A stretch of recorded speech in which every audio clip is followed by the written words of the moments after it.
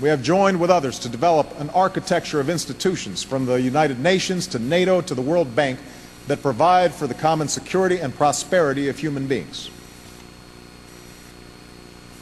We have not always been thanked for these efforts, and we have at times made mistakes. But more than any other nation, the United States of America has underwritten global security for over 6 decades. A time that, for all its problems, has seen walls come down and markets open and billions lifted from poverty, unparalleled scientific progress and advancing frontiers of human liberty. For unlike the great powers of old, we have not sought world domination. Our union was founded in resistance to oppression. We do not seek to occupy other nations. We will not claim another nation's resources or target other peoples because their faith or ethnicity is different from ours. What we have fought for, what we continue to fight for, is a better future for our children and grandchildren, and we believe that their lives will be better if other people's children and grandchildren can live in freedom and access opportunity.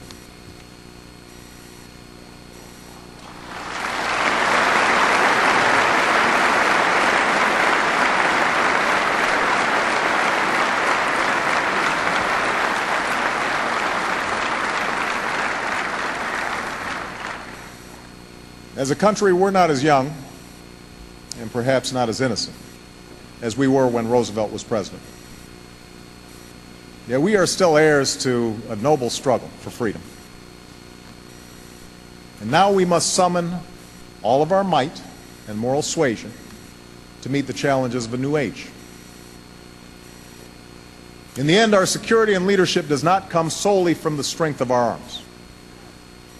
It derives from our people, from the workers and businesses who will rebuild our economy, from the entrepreneurs and researchers who will pioneer new industries, from the teachers that will educate our children, and the service of those who work in our communities at home, from the diplomats and Peace Corps volunteers who spread hope abroad, and from the men and women in uniform who are part of an unbroken line of sacrifice that has made government of the people, by the people, and for the people a reality on this earth.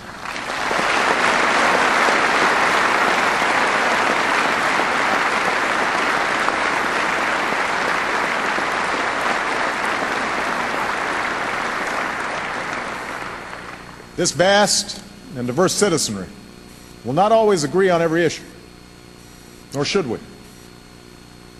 But I also know that we as a country cannot sustain our leadership nor navigate the momentous challenges of our time if we allow ourselves to be split asunder by the same rancor and cynicism and partisanship that has in recent times poisoned our national discourse.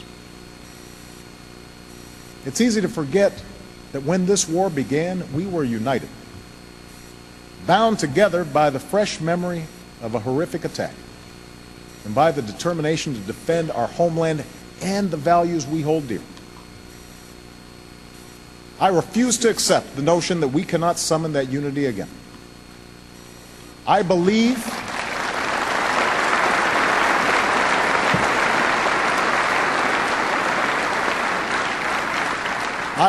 with every fiber of my being that we, as Americans, can still come together behind a common purpose.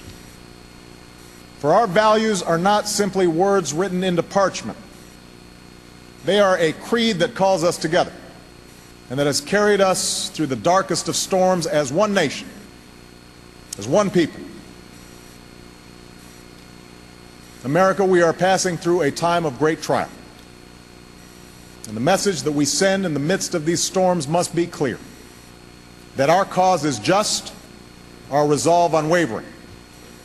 We will go forward with the confidence that right makes might, and with a commitment to forge an America that is safer, a world that is more secure, and a future that represents not the deepest of fears, but the highest of hopes.